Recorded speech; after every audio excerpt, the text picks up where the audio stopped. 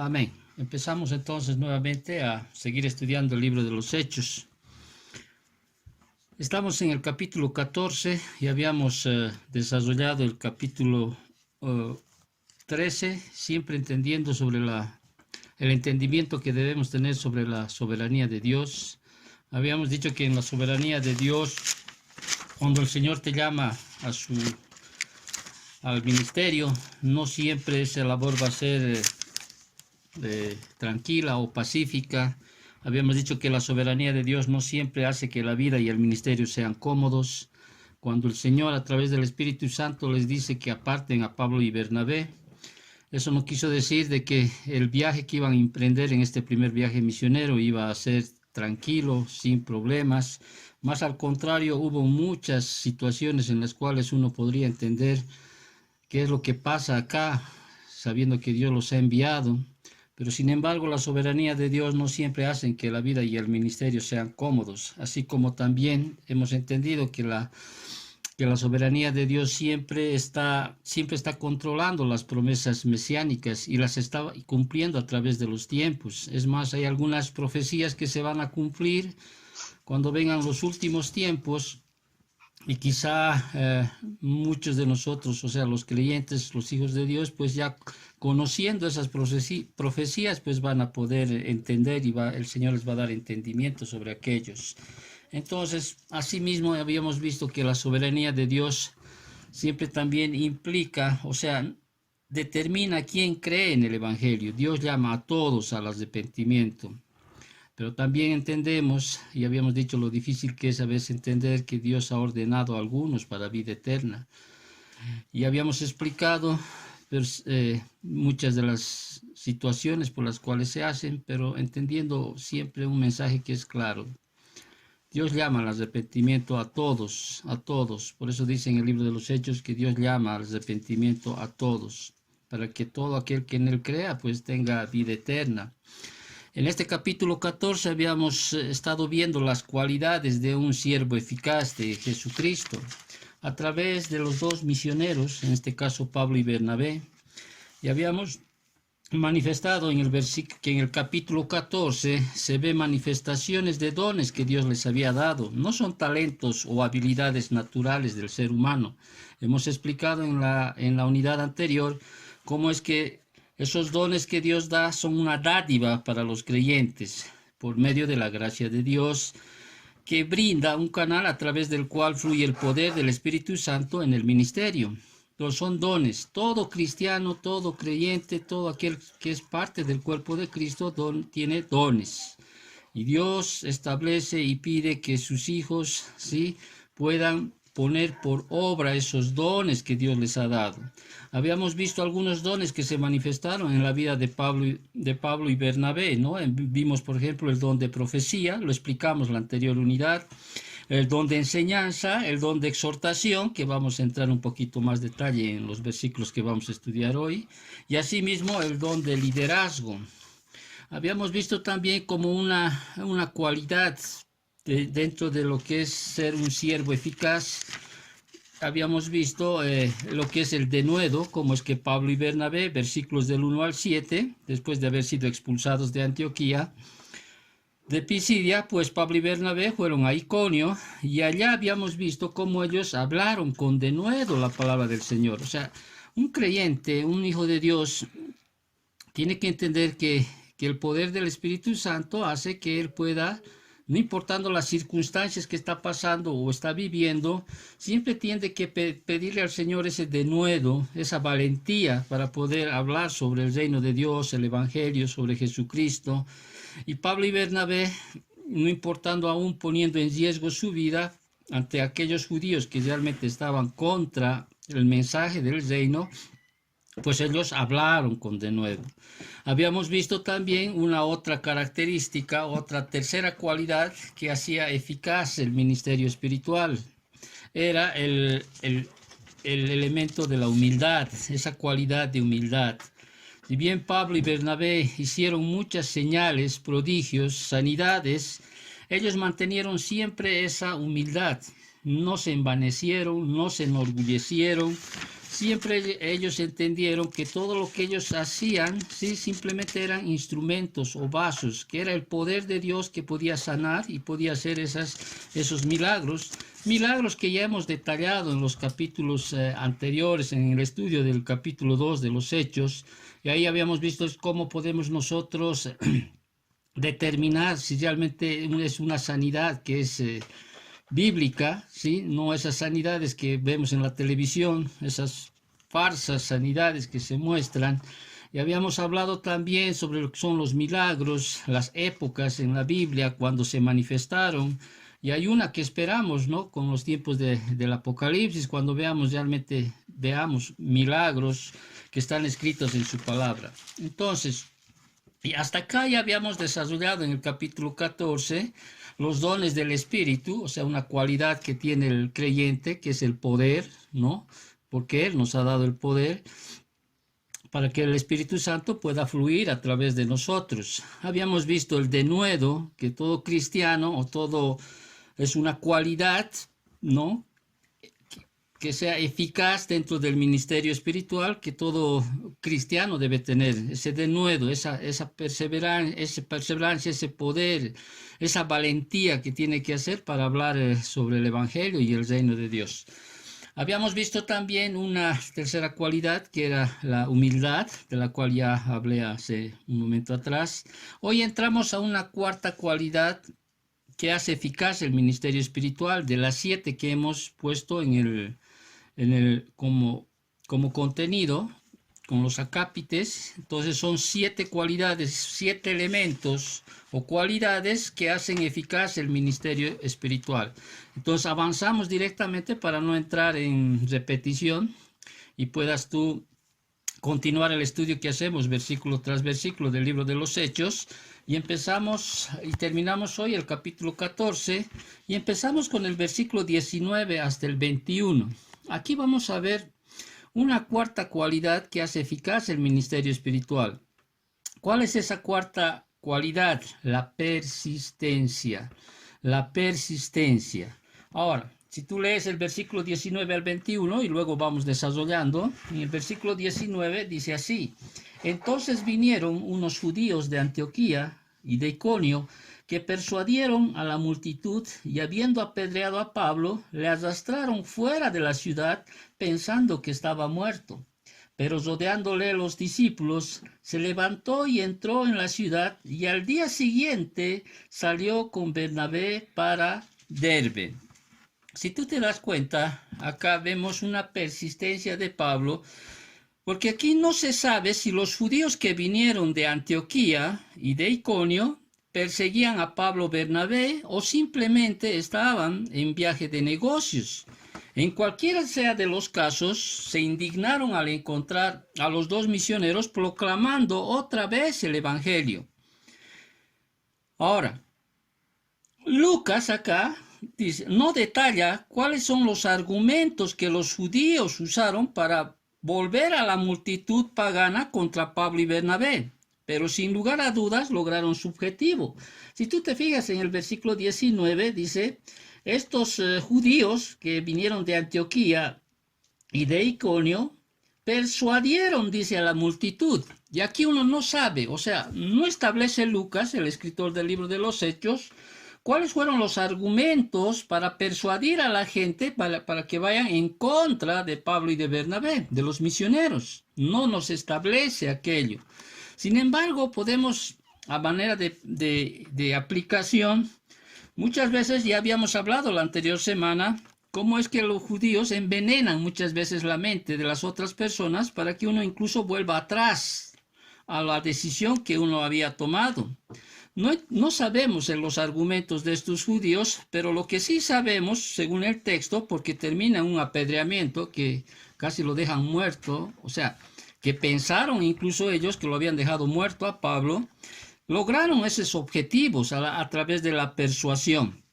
Tenemos que entender entonces que uno tiene que estar preparado para cuando alguien vaya en contra de la fe que has profesado, porque siempre va a haber personas que van a tratar de inclinarte o de llevarte o de arrastrar a otras gentes para que alguien vaya contra ti, porque has determinado o has elegido, has confesado, ¿no? Una fe que para muchos no va a ser grato ni va a ser agradable. Entonces, y tenemos que entender siempre que esto pasa en la vida de los cristianos. Así sucedió con Jesús, ¿no es cierto? Vemos a un Jesús cuando entra, por ejemplo, a Jerusalén, ¿no?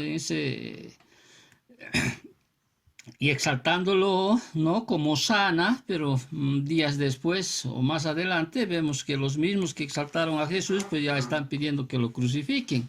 Entonces, pero siempre tiene que estar la persistencia, ¿sí? Que es una cualidad de un verdadero cristiano. La perseverancia, la persistencia son cualidades que debe mostrar un cristiano a través de la vida que tiene de en adelante después de haberse convertido, pues hasta el último día de su vida.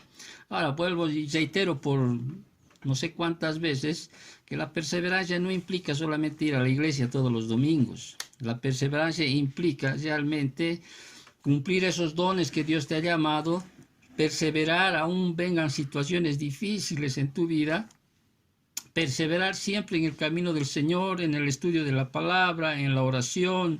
La perseverancia siempre lleva a decir, yo prosigo a la meta, dejando todo atrás y extendiéndome por delante, yo prosigo a la meta. ¿Hasta cuándo? Hasta alcanzar el premio, dice, ¿no es cierto?, a Cristo Jesús.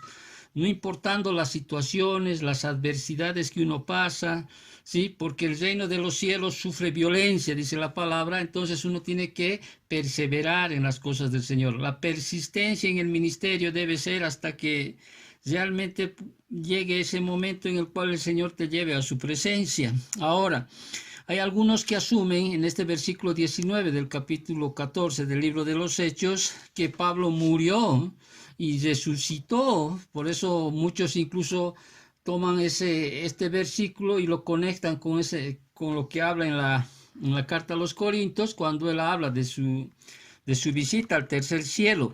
Pero en este caso tenemos que enfatizar de que no murió ni resucitó como algunos piensan. No murió ni resucitó. ¿Por qué podemos entender aquello? Porque la palabra pensando, que dice en el versículo 19, fíjate tú, ¿no? Ahí cuando habla en la última parte del versículo 19, dice, pensando que estaban muertos. Y esta palabra pensando, nomiso, o sea, viene de esta palabra, nomiso en el griego, significa suponer algo que no es verdad.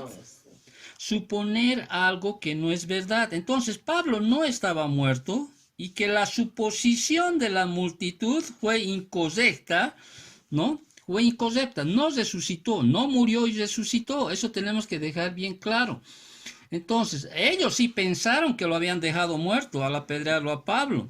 Ahora, en el versículo 20, ¿sí? Si tú ves el versículo 20, el ministerio de los misioneros ahí en Listra no había sido sin fruto, ya que hay algunos, dice, de los discípulos les rodearon el cuerpo golpeado e inconsciente de su caído líder. Fíjate lo que dice, pero rodeándoles los discípulos se levantó, dice, y entró en la ciudad, y al día siguiente salió con Bernabé para Derbe. Vaya, qué desprecio para llegar hasta apedrear a un ser humano. Qué desprecio realmente, qué odio para poder llegar a ese extremo. Pero sin embargo, ahí en el versículo 20 nos dice que el ministerio sí tuvo sus frutos, porque ahí habla de algunos discípulos y algunos indican, posiblemente que entre ellos estaba Timoteo. ¿Por qué? Porque Timoteo era un nativo de Listra y ahí lo establece Hechos capítulo 16, versículo 1. Y posiblemente también estaba la abuela y la mamá de Timoteo, porque te acuerdas en 2 de Timoteo 1:5, ahí establece que Timoteo aprendió sobre las escrituras desde su abuela Loida, ¿no? Hasta su mamá Eunice. Entonces, posiblemente le decimos aquello, pero bueno, no podemos poner con mucha exactitud aquello, por eso utilizo la palabra posiblemente, por el hecho de que, bueno, Timoteo era de Listra. Ahora, Para alegría y asombro de muchos de los creyentes, Pablo, ¿qué hace? Recuperó la conciencia ahí en el versículo 20 y se levantó, dice, y entró en la ciudad. Ahora, pongámonos un poquito a pensar, una pausa para no ser muy cosido el estudio. Si un grupo de personas te apedrean hasta el punto de creer de que estás muerto, uno podría haberse tomado pues algún tiempo para recuperarse.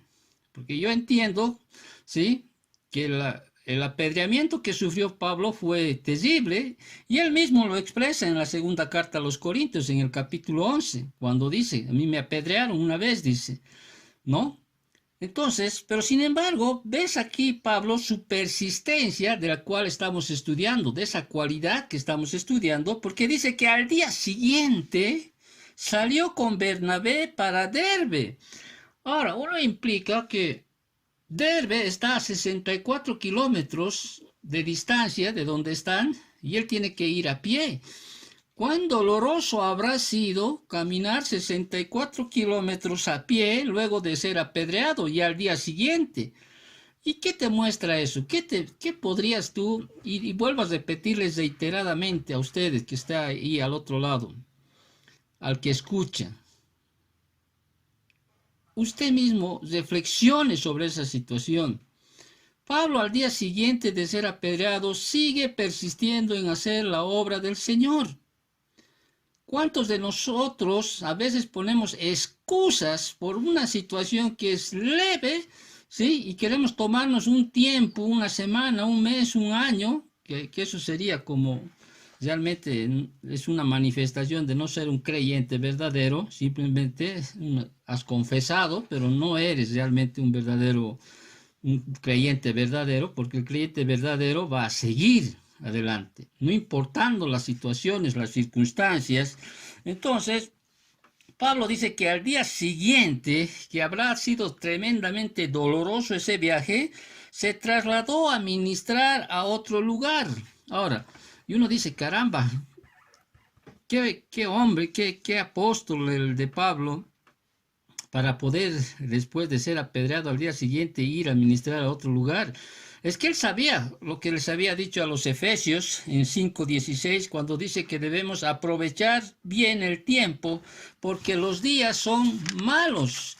Un día, para Pablo, un día era un día, él no tenía esa libertad de que descuidar el ministerio que había sido llamado. Entonces, una cuarta cualidad, sí, haciendo un resumen hasta ahora, ¿no? Debemos manifestar el poder que Dios nos ha dado a través de los dones que nos ha regalado por gracia. Debemos pedirle al Señor una cualidad que es el denuedo, de hablar valientemente sobre el Evangelio, hablar sobre el reino de Dios, que nada que pueda poner temor en nuestro corazón. Hay una cualidad que hace que realmente seas un siervo eficaz, que es el denuedo. Mantener siempre la humildad, ¿sí? No enseñorearte ni ensoberbecerte, enorgullecerte por algo que quizá sea grande para otros. Entonces siempre debes mantener la humildad, como lo hizo aquí en este caso, como vemos en la vida de Pablo y de Bernabé. Pero también hay una quinta cualidad que sale en este capítulo 14, y vemos desde el versículo 21 hasta el versículo 23. Y una quinta cualidad que hace eficaz el ministerio espiritual es el cuidado. El cuidado. Leemos y luego vamos desglosando los versículos del 21 al 23. Dice, y después, van a Derbe, dice, y después de anunciar el evangelio a aquella ciudad, y de hacer muchos discípulos, volvieron a Listra, a Iconio y Antioquía, confirmando los ánimos de los discípulos, exhortándoles a que permaneciesen en la fe y diciéndoles, es necesario que a través de muchas tribulaciones entremos en el reino de Dios. Y constituyeron ancianos en cada iglesia, y habiendo orado con ayunos, los encomendaron al Señor en quien habían creído. Hermano, aquí tú ves cómo un siervo eficaz de Dios sabe que la gran comisión no es lograr simplemente que se hagan profesiones de fe, sino nutrir esa fe hasta la madurez. Pablo y Bernabé expresan acá su interés y preocupación por los nuevos creyentes. Una vez completada la obra en Derbe, Pablo y Bernabé, ¿qué hace? Volvieron, ¿sí? Y obviamente cuando uno vuelve a lugares donde han sido hostiles contigo, podemos entender que ellos asumen de que van a llevar o van a conllevar peligros al volver a esos lugares, porque las comunidades judías eran implacables contra el evangelio. Ahora, el cuidado de Pablo y de Bernabé, que dieron a sus hijos en la fe, aquí vemos que participan 4 elementos. O sea, para que, haciendo una pausa, hay 4 elementos que vemos en los versículos del 21 al 23 para el cuidado de aquellos que han profesado la fe en Jesucristo. No es nomás decirles, cree en el Señor Jesucristo, amén, y dejarlos ahí, abandonarlos ahí. No, un verdadero líder, un siervo eficaz de Dios, va a ver la necesidad de que ese nuevo creyente llegue hasta la madurez. Y acá en los versículos del 21 al 23 vemos estos 4 elementos que nos van a ayudar de alguna manera a tener esa misma conducta hacia aquellos nuevos creyentes. Para que me entiendas, si hay alguna vez tú has llevado a Cristo, a alguien, has hecho que él profese la fe en Jesucristo, reconozca como su Señor y Salvador, el único Dios verdadero, creador de los cielos y de la tierra y de todo lo que hay, que Él te ha redimido. Si alguna vez tú llevas a esa persona a los pies de Cristo, ¿sí? Obviamente en la soberanía de Dios, si sigue contigo, si sigue al lado tuyo, tienes que poner por obra estos 4 elementos como, bueno, hay muchos más que en la Biblia nos podemos encontrar, pero acá en este capítulo 14 nos muestra 4 elementos que tienes que tú nutrir a esa persona que en algún momento has llevado a los pies de Cristo. La primera tarea fue ¿cuál? La de Pablo y de Bernabé hasta estos nuevos creyentes. La primera tarea fue confirmar, ¿qué dice el versículo 21? Leemos, ¿sí?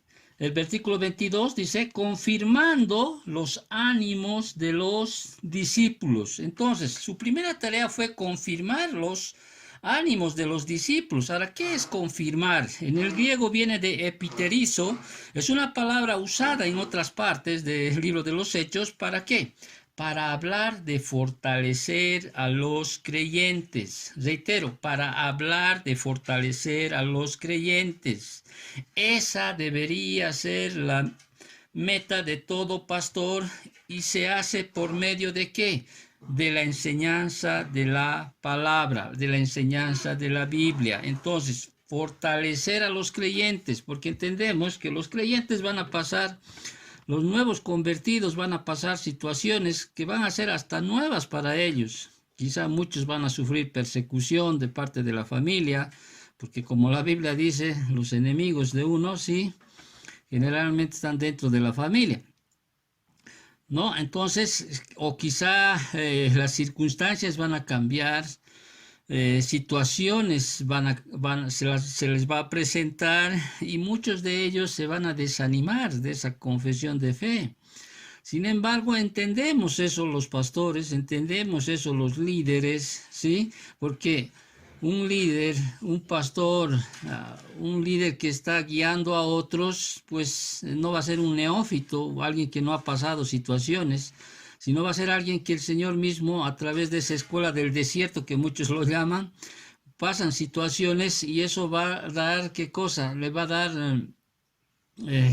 hay una palabra exacta, que ahorita no se me viene a la mente, empatía, ¿sí? De las situaciones que puede estar viviendo. Entonces, ¿qué tiene que hacer el pastor, el líder o aquella persona que ha llevado a los pies de Cristo, le ha presentado el Evangelio, ha reconocido como su Señor y Salvador? Tiene que estar preparado. ¿Por qué? Porque va a haber siempre el desánimo de aquellas personas. Y una de las tareas que hacía Pablo y Bernabé para esos nuevos convertidos siempre era animar, o sea, los ánimos de los discípulos, confirmar, decirles, ¿sabes qué? Esta es la vida del cristiano. No siempre son tiempos de refrigerio, va a haber tiempos de lucha, va a haber tiempos de pelea, va a haber tiempos de desánimo, va a haber tiempos de perder la fe, pero ¿sabes qué? Tú tienes que seguir adelante, pero no lo vas a hacer con psicología, no lo vas a hacer con palabras o anécdotas, cuentos, historias, siempre la confirmación o siempre hablarles, fortalecerles, siempre será a través de las escrituras. A través de las escrituras, para cada eventualidad, para cada situación, yo entiendo que Dios siempre va a poner en tu mente un versículo de la Biblia. Si es cuestión del trabajo que está haciendo, que su fe se esté desanimando en la fe, hay muchos versículos en la palabra que Dios te va a mostrar. Si va a ser en cuestión del hogar, del esposo, de los hijos, hay versículos en la Biblia, ¿sí? Por eso es necesario que el pastor no sea un neófito, sino sea un conocedor de las escrituras y te dirá, dice el Señor, ¿sí? Confía en el Señor, en el mundo tendréis aflicción, pero confiad, dice el Señor, yo he vencido al mundo. Habrá un momento en el cual les tendrás que decir, prosigue a la meta, al premio supremo del llamamiento de Dios. Habrá que decirles en algún momento, hay puesto los ojos en Jesús, el autor y consumador de nuestra fe. Sí, pero de ninguna cosa hago caso, dice el Señor, prosigo. Entonces, siempre a través de las escrituras tiene que haber esa confirmación de los ánimos de los discípulos. Un primer elemento que tienes que considerar y que lo estamos viendo a través de los misioneros, en este caso de Pablo y de Bernabé. Un segundo elemento que dieron a sus hijos en la fe, ¿no? Era que ellos siempre estuvieron, dice, seguimos en el versículo 22, ¿no? Exhortándoles, dice, a que permaneciesen en la fe. Exhortándoles o animándoles, ¿sí? En este caso, a la obediencia.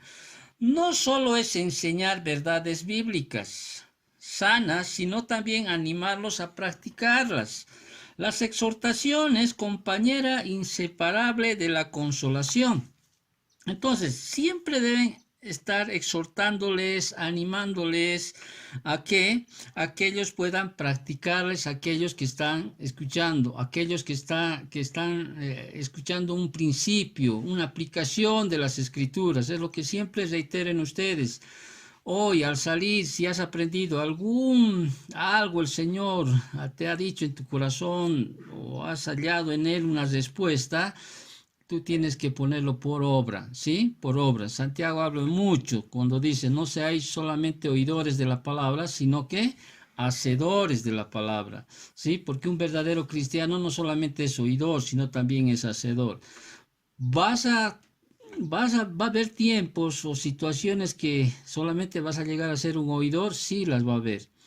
El Señor pero te va a redarguir, el Señor te va a corregir y si es necesario te va a disciplinar, ¿sí? Porque Él ama, o sea, a sus hijos y a los que ama los disciplina.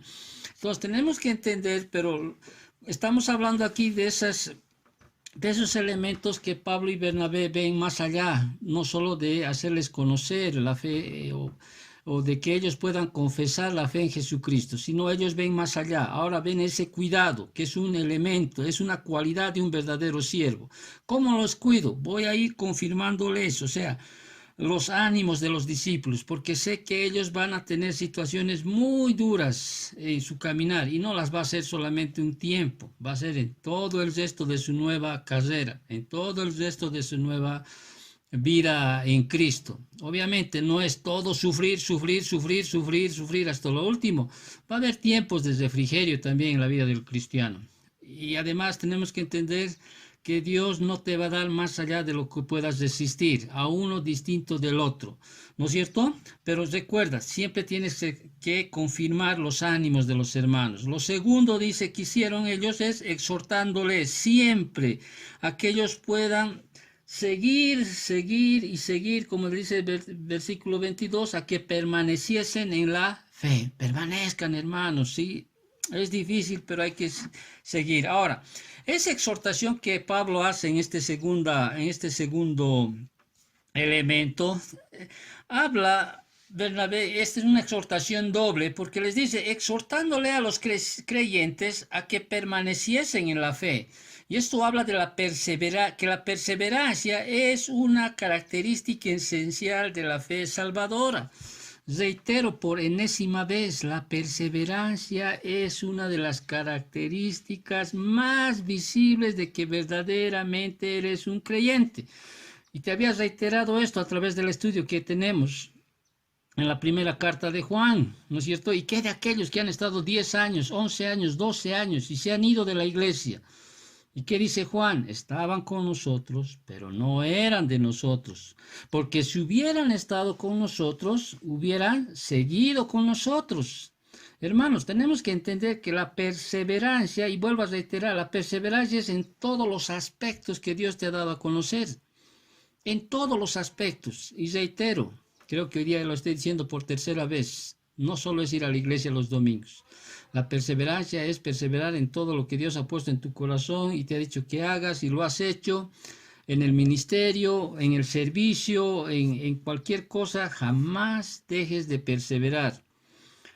Vuelvo a reiterar, es como, no sé si tú has escuchado la enseñanza que les dije que escucharan la anterior semana al tiempo del aniversario, ¿sí? No sé si lo habrás hecho. No sé si habrás puesto como rema en tu vida ese versículo de proseguir siempre adelante, no importando nada. Una cosa hago, dice, una cosa es lo más importante en la vida.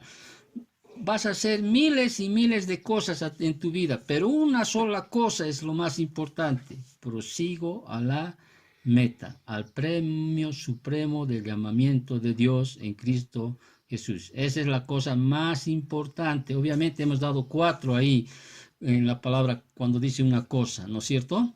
Y la mejor cosa también escogió, ¿qué cosa? María, ¿no es cierto? Marta en sus afanes, pero María escogió una mejor cosa, estar a los pies de Cristo Jesús. Bueno, seguimos. Entonces, siempre la exhortación viene a que permanezcan en la fe, pero también la Biblia me dice que siempre la exhortación viene es al estudio de la palabra. Estudio de la palabra. Ese es el alimento espiritual que cada creyente tiene cada día. Estudiar la palabra implica un estudio diario, como si fuera un alimento diario. No te acostumbres solamente a estudiar la palabra día domingo, hermano, te reitero, de las 24 horas del día. Dale un tiempo de estudio a la palabra, una enseñanza. Ahora hay mucho material para poder escuchar. Obviamente ya les he indicado de quiénes se debe escuchar mensajes. No es nomás prender la televisión donde todo el mundo te ofrece maravillas, te ofrece un montón de bienestares, se te ofrece a un Dios que lo cumple tus sueños, o te ofrecen por no decirte un cajero automático que si le pides Dios te va a dar. O sea, en su prerrogativa Dios sabrá, ¿sí? Dios sabrá, pero te estoy hablando de la perseverancia en la vida cristiana. Siempre constituye una guerra incesante contra las fuerzas del reino de las tinieblas. ¿Por qué? Porque dice que no tenemos lucha contra sangre ni carne, sino contra principados, contra huestes de maldad en las regiones celestes. Por tanto, toma toda la armadura que Dios te ha dado, ¿no es cierto? Toda esa armadura. No nos ha dado armadura solo para modelar, sino es una armadura que debemos tomar porque los días son malos, ¿sí? Cuando venga el día malo, dice, tome la armadura de Dios. Entonces tenemos que entender aquello, hermanos, o sea, y la perseverancia siempre va a ser en la vida cristiana una guerra incesante. Hay una guerra y lo peor es que el enemigo es invisible, pero nosotros tenemos que entender aquello. Muy bien, no me quiero extender en esto y nos vamos a ir a una tercera, o sea, cómo era el cuidado de Pablo y de Bernabé. Y reitero, una de las primeras tareas era confirmar los ánimos de los discípulos, lo segundo era exhortarlos a los hermanos a que permaneciesen en la fe, exhortarlos a los hermanos al estudio de la palabra y de la oración, ¿no es cierto? Ahora, hay un tercer elemento que era que los ancianos, o o sea, en este caso Pablo y Bernabé, constituyeron ancianos en cada iglesia. Fíjate el versículo 22 que estamos, ¿no? El versículo 23 dice, y constituyeron ancianos en cada iglesia. O sea, eso es la parte organizacional, ¿no? Ahí, los subpastores, podríamos decir así, del gran pastor, debían guiar y cuidar fielmente al rebaño, mucho después que Pablo y Bernabé se hubieran ido. Muy bien, Pablo y Bernabé era su primer viaje misionero, ellos tenían que seguir adelante. De hecho, más adelante vuelven a Antioquía de Siria, vuelven, pero había que dejarles a alguien ahí al cuidado de los discípulos. Entonces, ¿qué hacen Pablo y Bernabé? Pablo y Bernabé lo que hacen es constituir ancianos en cada iglesia. Y a veces ahí viene la pregunta cuando uno es el estudio, pero ¿qué tiempo habrá sido ese tiempo que habrá preparado Pablo y Bernabé y escoger de entre los hermanos ancianos que sean los pastores para el cuidado de la grey? Yo entiendo que hubo mucha intensidad de enseñanza y exhortación. Y entiendo también que Pablo, por las cartas que escribe más adelante, no ha debido dejar a líderes o a pastores que sean neófitos, o sea, que no tengan conocimiento. Recuerden, esa vez había mucha, podríamos decir así, había mucha comunión con el Espíritu Santo, ¿sí? Y así como Pablo y Bernabé fueron elegidos de un conjunto de ancianos, ¿no? ¿Se acuerdan que el Espíritu Santo les dijo apartarme a Pablo y Bernabé para la obra que yo he elegido? Entonces también Pablo y Bernabé, seguramente en su sabiduría, en su discernimiento, ellos habrían escogido a aquellos ancianos, porque dice, orando y con ayunos, fíjate el versículo 23, dice, y constituyeron ancianos en cada iglesia, y habiendo orado, dice, con ayunos, los encomendaron al Señor a quien habían creído. Entonces, ¿ya qué más podían haber hecho Pablo y Bernabé? Pablo y Bernabé tenían que seguir su viaje, establecieron ancianos, establecieron pastores, para que tú entiendas, ¿no? Establecieron para que ellos puedan cuidar a los rebaños, cuidar a aquellos que ellos habían convertido. Pero también lo que hace Pablo, hay un cuarto elemento, ¿sí? Ya después de haber hecho todo lo que humanamente posible por sus convertidos, los misioneros, ¿qué hacen? Les encomendaron al Señor, dice, los encomendaron al Señor en quien habían creído.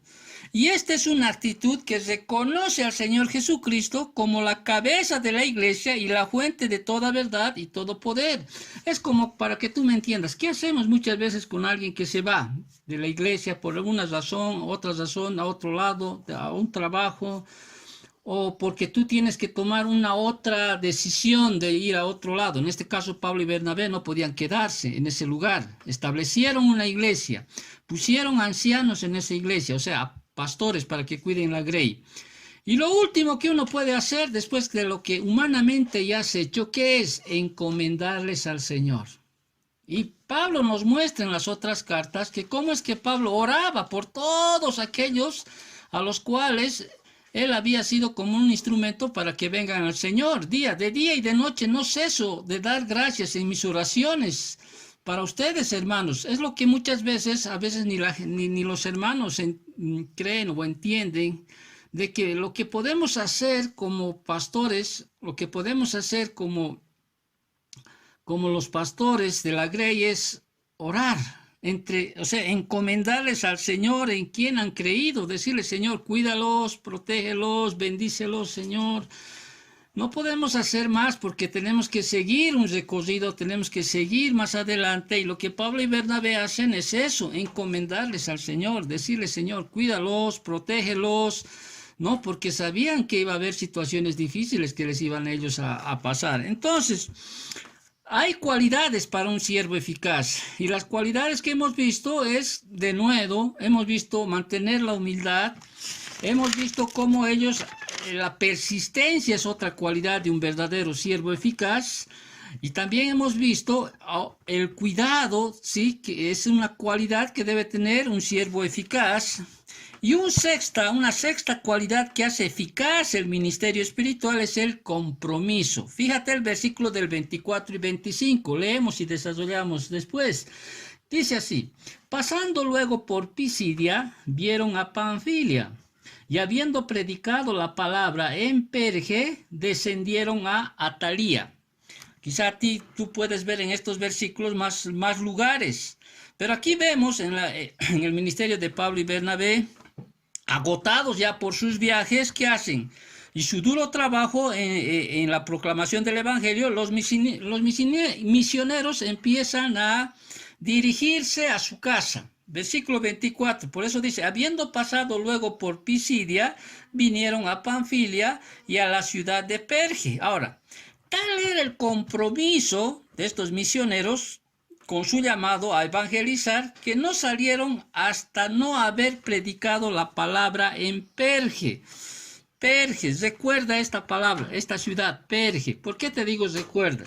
Porque te acordarás que en Hechos capítulo 13, versículo 14, hay Hechos 13 y 14 que ya hemos estudiado, ahí observamos que al parecer ahí no habían predicado en Perge la primera vez que estuvieron allí. Pero para no dejar asuntos pendientes, aquí en los versículos 24 y 25 dice que ellos procedieron a hacerlo, procedieron a predicar. O sea, si bien cuando salieron del viaje misionero, llegaron a Perge, al parecer no predicaron la palabra. En su retorno, sí, ellos quisieron.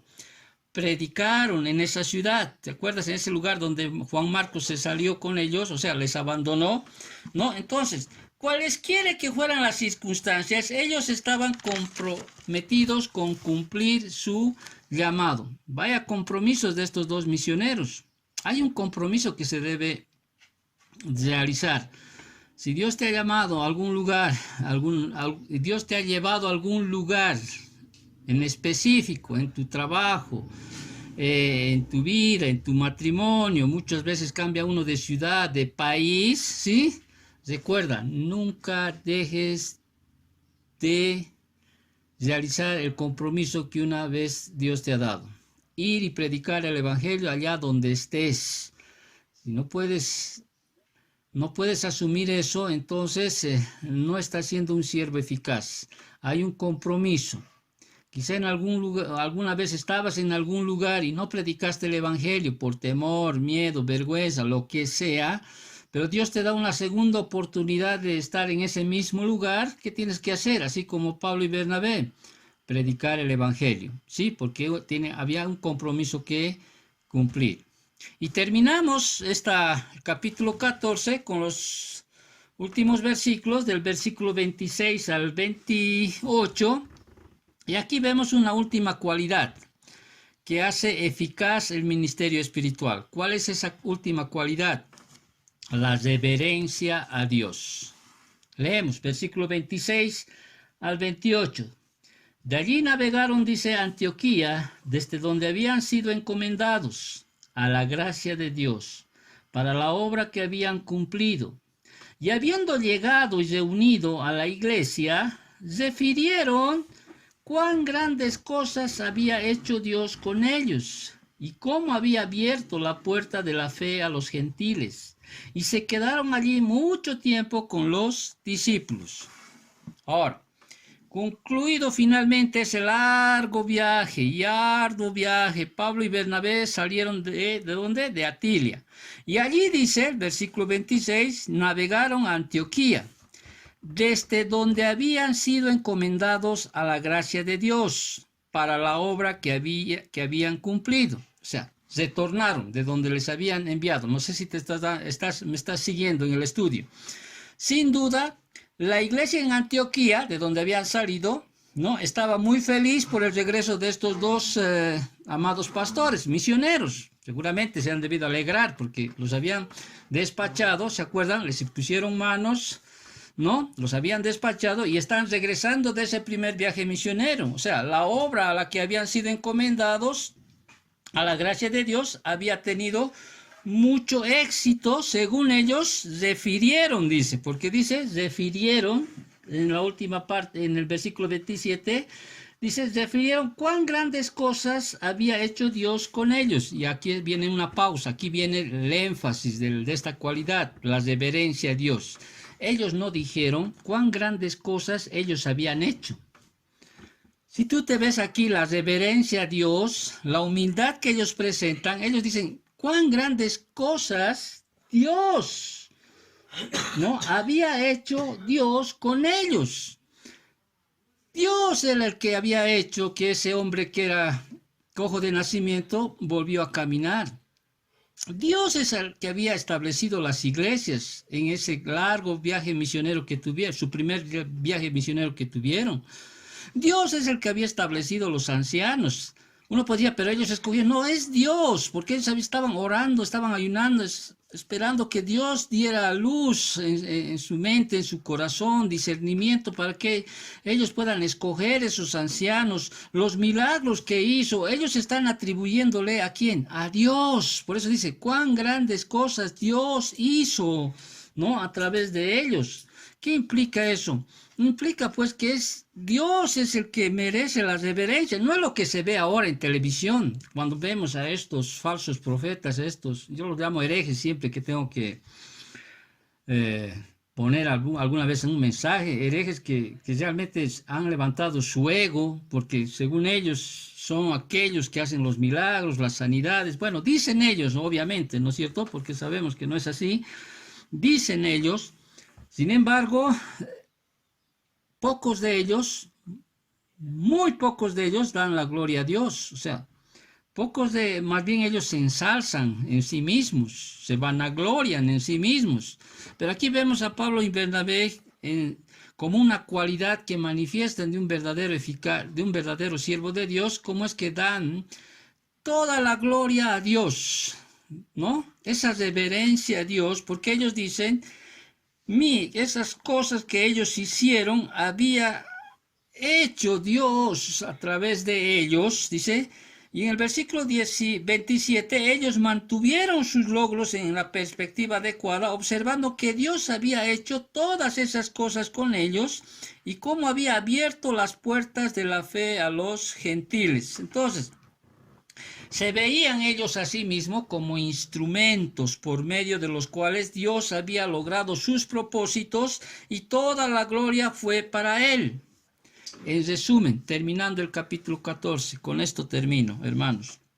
A través de los dones del Espíritu, ¿cuáles? Reitero, denuedo, poder, humildad, perseverancia, cuidado, compromiso y reverencia a Dios, Pablo y Bernabé fueron usados con el fin de lograr mucho para el reino. Hermanos, reitero, termino con esto en esta mañana.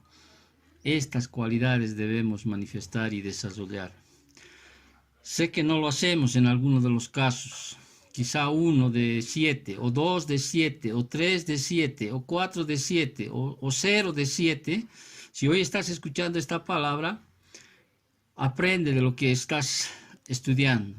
Hay cualidades que te debemos manifestar si queremos ser siervos eficaces que Dios está utilizando, que Dios está haciendo a través de nosotros. Recuerda, hermano, si tú has llevado a alguien a la fe en Cristo Jesús, haz lo que ha hecho Pablo y Bernabé. No descuides, anímalos siempre a que perseveren en la fe en Cristo Jesús. Anímales, exhórtales con la palabra, no con psicología, con la palabra. Anímales con la palabra, exhórtales con la palabra. No puedes utilizar un otro libro, ¿sí? O cualquier otro libro que no sea la palabra para animar, para exhortar. Cuídalos, porque el Señor va a demandar de ti aquello. Cuídalos, cuídalos. Siempre la primera tarea es animarlos, exhortarlos, ¿sí? ¿No? Tienes que ir a algún otro lugar y no va a estar ahí, pues establece a alguien que pueda seguir exhortándole, que pueda seguir enseñándole, y sobre todo, si hay una separación de distancia de un pastor con su ovejita, lo único que podemos hacer es como hemos leído, encomendarles al Señor en quien ellos habían creído.